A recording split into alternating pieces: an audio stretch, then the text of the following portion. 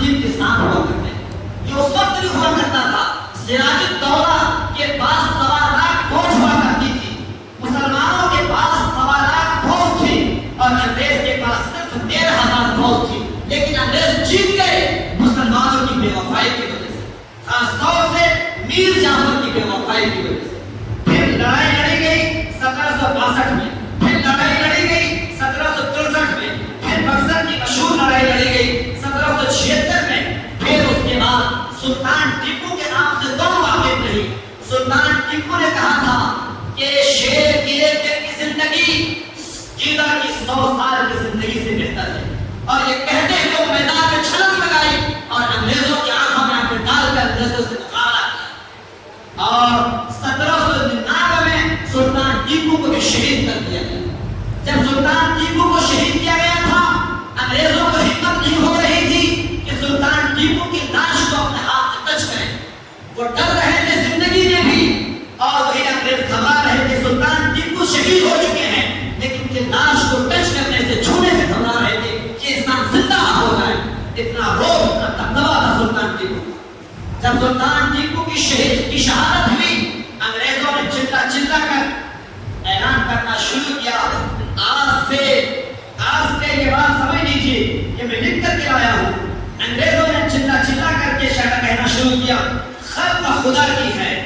ملک بادشاہ سلامت کا، اگر حکومت چلے گی یہاں پر تو ایسٹ انڈین کیوں بنی، یعنی جو انگریز وہاں سے آئے ہیں حکومت انگریزوں کی چلے گی، ملک بادشاہ سلامت کا رہے گا، اور یہ مخلوق ہے صلی اللہ، یہ نعرہ لگانا تھا۔ 1803 میں شاہ محدث شاہ عبدالعزیز محدث دہلوی رحمۃ اللہ علیہ نے ایک فتویٰ صادر کیا، اے مسلمانوں، آج سے یہ ملک غلام بن چکا ہے، اس ملک کے رہنے والے تمام مسلمانوں پر فرض ہے، ضروری ہے کہ انگریزوں سے جنگ کریں۔ اس وقت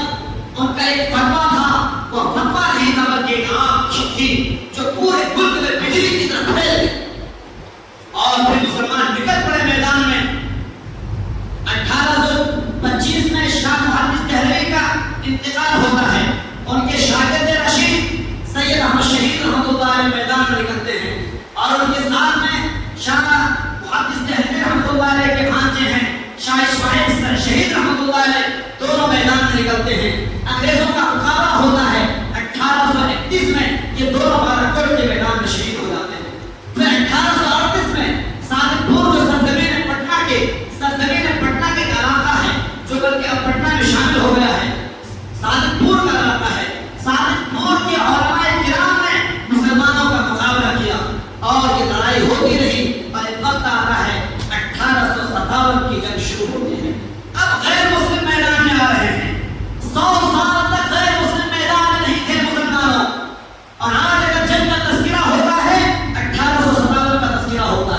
1857 کا تذکرہ اس لیے ہوتا ہے کیونکہ اس جنگ میں 5000 غیر مسلمان جو غیر مسلم تھے وہ شہید ہو جاتے ہیں، اور اس جنگ میں تقریباً 52 لاکھ علماء کرام کو پھانسی کے پھندے پر لٹکایا جاتا ہے، 52,000 علماء کرام کو پھانسی کے پھندے پر لٹکایا جاتا ہے۔ ان علماء کرام کے بال بچے رہے ہوں گے، بیوہ ہو گئے، یتیم ہو گئے، ان کے گھروں پر بلڈوزر چلا دیا گیا۔ آج انہیں علماء کرام کے لگائے ہوئے پودوں کو بسا جا رہا ہے، انہیں علماء کرام کی شریر کو بگاڑا جا رہا ہے۔ ان علماء کرام نے ہمیں کیا دیا ہے؟ پھر 1866 میں تعلق دیوبند کی بنیاد پڑتی ہے، حضرت مولانا قاسم نانوتوی رحمۃ اللہ علیہ، حضرت مولانا رشید احمد گنگوہی رحمۃ اللہ علیہ، حضرت مولانا مہاجر مکی رحمۃ اللہ علیہ، اور ان لوگوں کی کاوشوں سے